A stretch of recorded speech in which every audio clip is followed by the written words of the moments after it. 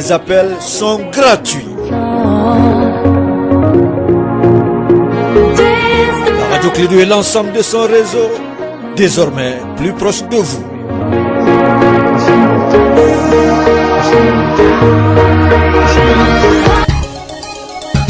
Les sports, les infos, la musique, l'actualité, le tout tamisé et servi à chaud pour vous sur Radio Clé 2.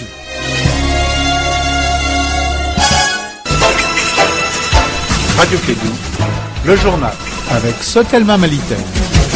Mesdames et messieurs, fidèles auditeurs inconditionnels de la matinale de l'ensemble de son réseau, très heureux, c'est avec plaisir que je vous retrouve, que vous commencez votre matinale avec Clé 2 et c'est avec regret que je vous lance que ce sera le dernier jour de la présentation de la matinale de Moussa Papa Abdoulaye Aidara. N'est-ce pas Moussa Papa Abdoulaye Aidara? Tu vas laisser la place pour Aruna ou tu continues avec le mois de Karim pour rester avec moi pour qu'on puisse faire le mois avec l'allégresse? Bonjour à toi d'abord. Bonjour Abdoulaye Ondane. Bienvenue, tu as décidé de m'abandonner, non? Non, je vais pas vous abandonner. Donc tu vas continuer le mois? Eh ben oui. Allez, merci, bienvenue. Merci beaucoup.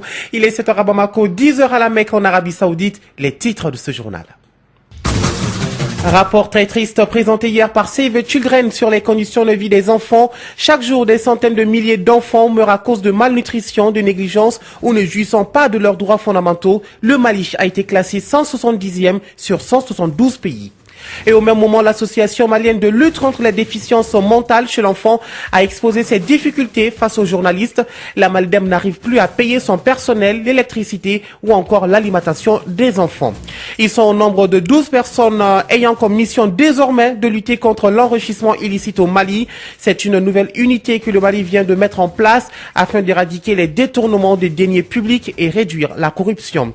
Et après un long suspense, Donald Trump retire les États-Unis de l'accord de Paris sur le climat, selon lui qui vise à limiter la hausse de la température moyenne mondiale. De Berlin à Paris, en passant par les États-Unis, la communauté internationale n'a pas tardé à critiquer le retrait des États-Unis de l'accord de Paris sur le climat. Mais tout de suite, on fait le point de cette nouvelle attaque contre un camp de l'ONU et de l'opération française Barkhane à Tombouctou qui a fait plusieurs blessés hier matin.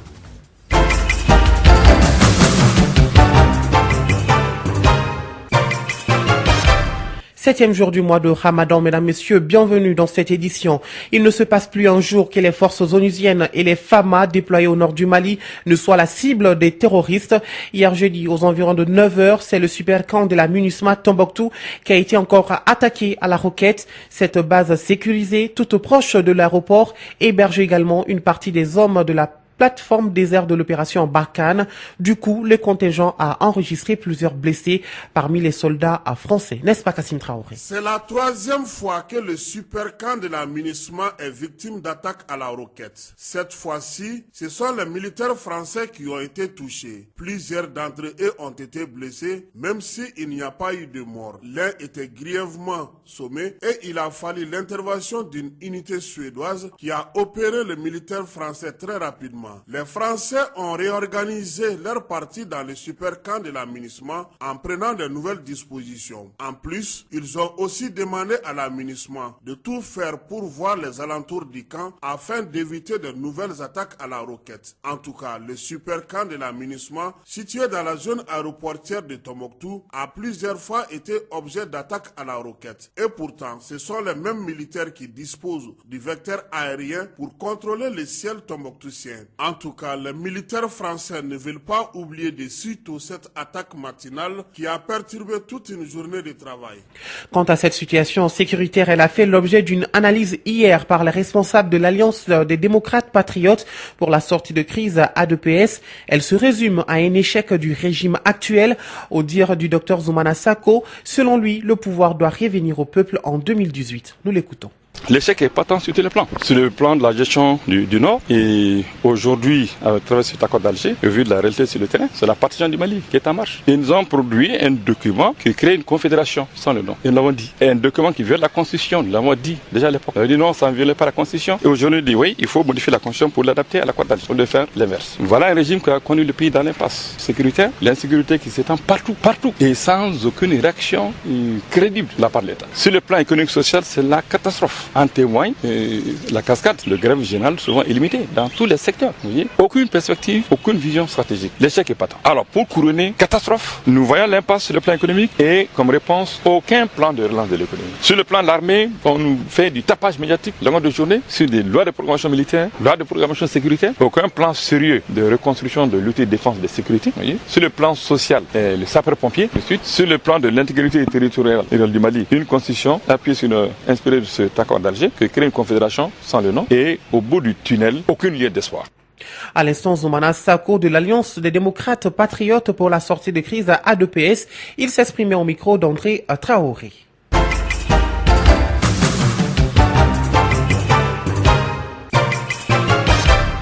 Le Mali serait donc l'un des pays où les enfants sont privés de leurs droits fondamentaux dans le monde.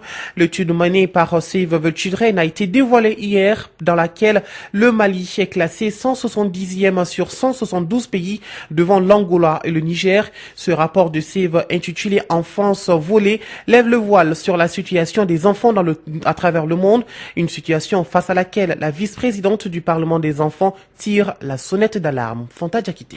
Lancé dans une cinquantaine de pays dans le monde, dont le Mali, le rapport Enfance volée donne la situation de millions d'enfants privés de leurs droits. Leila Bourala, directrice pays Save the Children Mali et la Guinée. Enfance volée révèle qu'au moins 700 millions d'enfants, soit un quart des enfants de ce monde, et peut-être des centaines de millions d'enfants en plus, voient la promesse de jouir d'une enfance heureuse subtilisée. Le conflit, le mariage précoce, les grossesses des adolescentes, la violence extrême, l'exclusion de l'école ou son manque d'accès, le travail des enfants, la malnutrition et au pire la mort, les privent de leur droit d'apprendre, de grandir et de développer tout leur potentiel, et ceci dans un environnement sûr et sécurisé.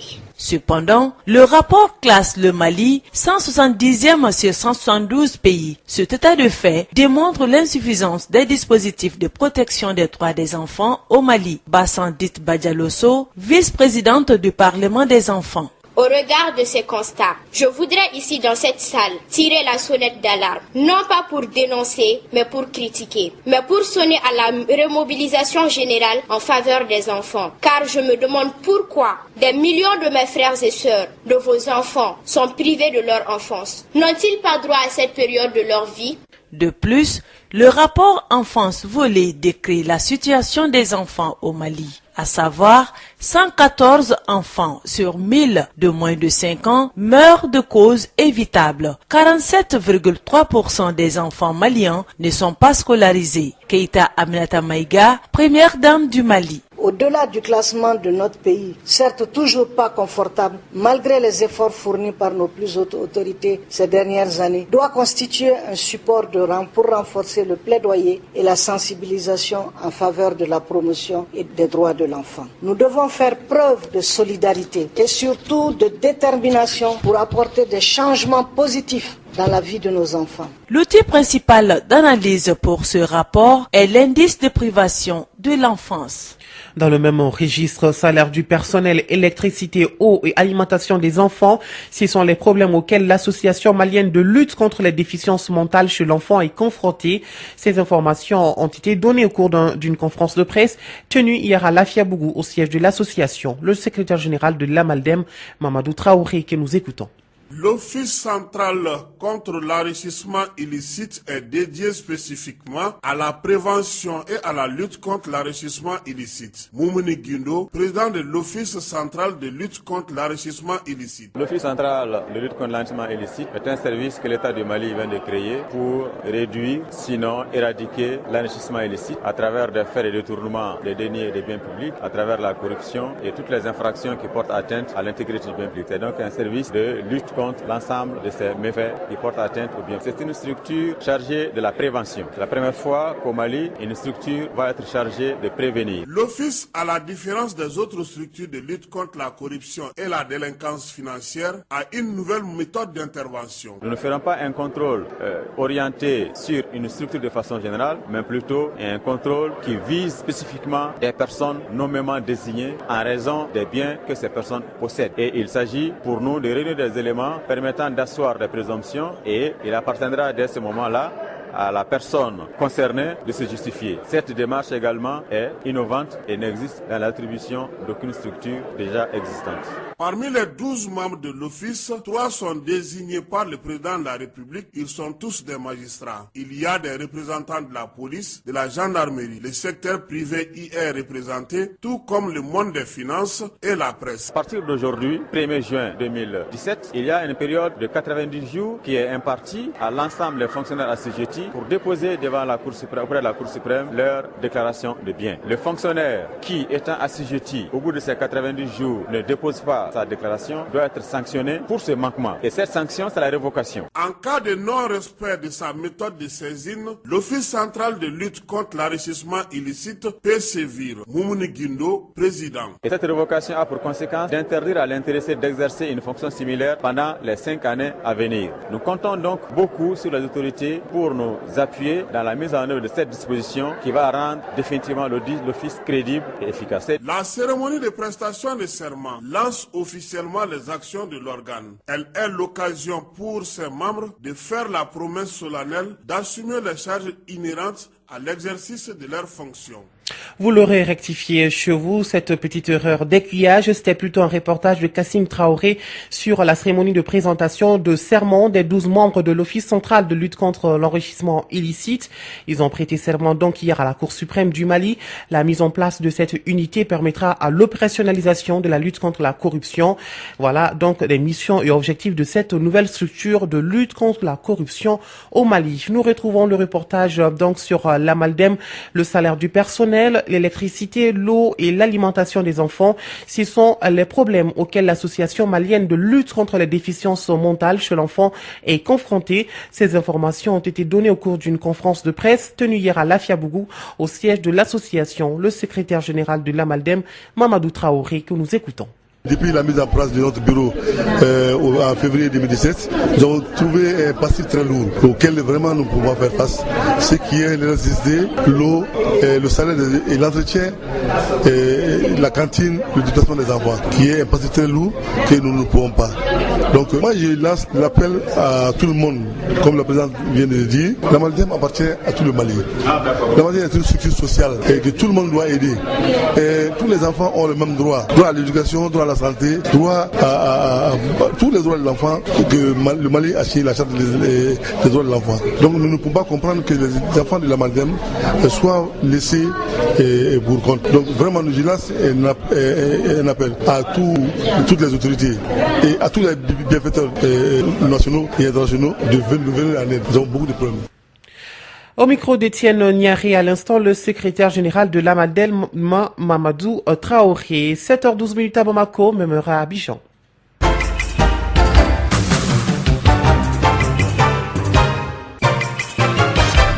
Actualité étrangère, un terrain d'entente a été trouvé en Côte d'Ivoire entre l'État et une partie des démobilisés. Ces anciens combattants ayant participé à la guerre civile aux côtés du président Alassane Ouattara. Les représentants d'une branche qui revendique 6400 combattants affirment avoir conclu un accord oral avec le ministre de l'Intérieur à Abidjan. Ils demandaient 18 millions de francs CFA de primes. Le Maroc vit au rythme du mouvement de protestation du RIF, où 3 jours de grève générale ont été décrétés hier 1er juin. Des manifestations de soutien ont également été organisées dans plusieurs grandes villes avant d'être dispersées par la police. Mais le silence du gouvernement et du Premier ministre Saïd Eddine Al-Othmani agace les contestataires. C'est désormais officiel, les États-Unis vont bien s'engager dans le processus pour quitter l'accord de Paris sur le climat, comme l'a annoncé hier Donald Trump. Au début de son discours aux tonalités de campagne électorale, le président américain a directement annoncé la couleur en tant que président. Je ne peux placer aucune considération au-dessus du bien-être des citoyens américains. Pour le locataire de la Maison-Blanche, l'accord de Paris constitue une atteinte à la souveraineté des États-Unis.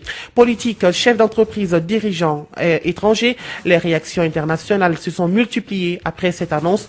La réponse des Européens tranchante ne s'est pas fait attendre. S'ils regrettent cette décision, Berlin, Paris et Rome ont souligné dans un communiqué commun que l'accord ne pouvait en aucun cas être renégocié. Le Premier ministre danois Lars Lox Ramsen a déploré une triste journée pour le monde. Et en Philippines, 36 corps ont été découverts ce vendredi 2 juin dans un casino de Manille attaqué à l'arme automatique par un homme qui a mis le feu avant de se suicider. La police précise que l'homme ayant commis l'attaque est probablement un étranger. La présidence philippine a précisé qu'il ne s'agit pas d'une attaque terroriste.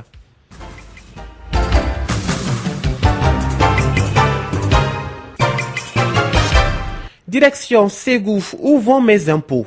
La question était au centre d'un débat public sur le processus de préparation et d'exécution du budget 2017 du Conseil régional de Ségou, organisé par le groupe de suivi budgétaire en partenariat avec le programme de gouvernance locale SNGP, un programme de l'USAID. Ce débat public a regroupé toutes les parties prenantes engagées dans le processus budgétaire dans la région de Ségou. Correspondance Douba Dambélé.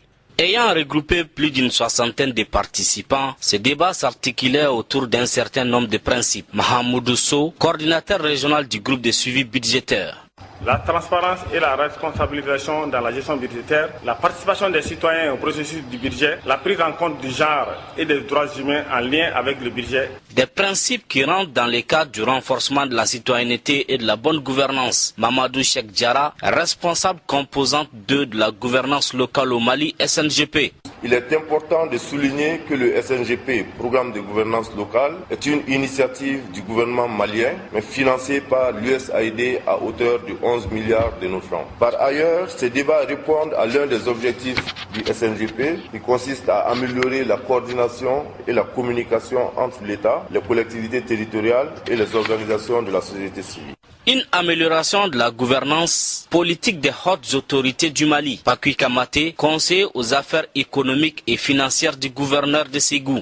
Les connaissances acquises peuvent contribuer fortement à l'amélioration et à la modernisation de la gouvernance publique, la gouvernance budgétaire publique qui constitue une priorité majeure des hautes autorités du Mali et cela à juste titre. Le budget est l'outil majeur pour assurer le développement humain durable. Son processus de préparation et d'exécution doit être connu par les différents acteurs. Au cours du dit débat, les participants se sont familiarisés avec le mécanisme de préparation du budget du Conseil régional de Ségou. De Ségou, Douba Dambélé pour la radio Clédou. Merci Douba Dambélé. Il est 7h16 ici à Bamako. En tout cas, à Bamako, on se réveille aujourd'hui sous une très belle fraîcheur car il a plu aujourd'hui. Alors, nous sommes dans la page météo. Sachez bien que le ciel sera peu nuageux à nuageux sur l'ensemble du pays. Les vents seront en direction sud-ouest d'intensité faible à modérée sur l'ensemble du territoire, excepté la région de Taoudéni et les parties nord de celle de Tombouctou, Kidal, où ils seront de composante nord-est. La visibilité sera légèrement réduite par la poussière en suspension dans les régions de Tombouctou, Taoudéni, Kidal, Gao, Menaka, environ 8 km et bonne sur le reste du pays. Des orages isolés, parfois associés de pluie d'intensité faible à modérée, interviendront au cours de la nuit ou dans la matinée dans les régions de Kaye, Koulikoro, Sikasso, Ségou, Mopti, Gao et Kidal. Les températures seront assez stables sur l'ensemble du pays, excepté les régions de Tombouctou, Taoudéni et Menaka, où elles seront en légère hausse. Et à l'approche des phénomènes orageux, les vents seront violents, pouvant provoquer des dégâts. Alors prenez vos précautions donc.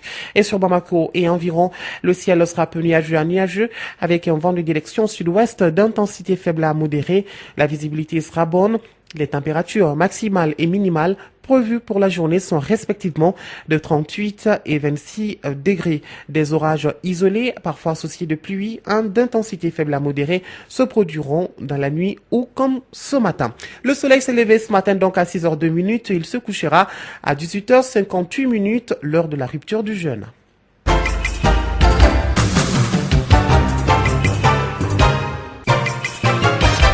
Nous sommes à la fin de cette édition, à 7h passées de 17 minutes. Merci à vous de l'avoir suivi. C'était une présentation de Moussa Papaïdara, mise en onde Abdoulaye Ondane.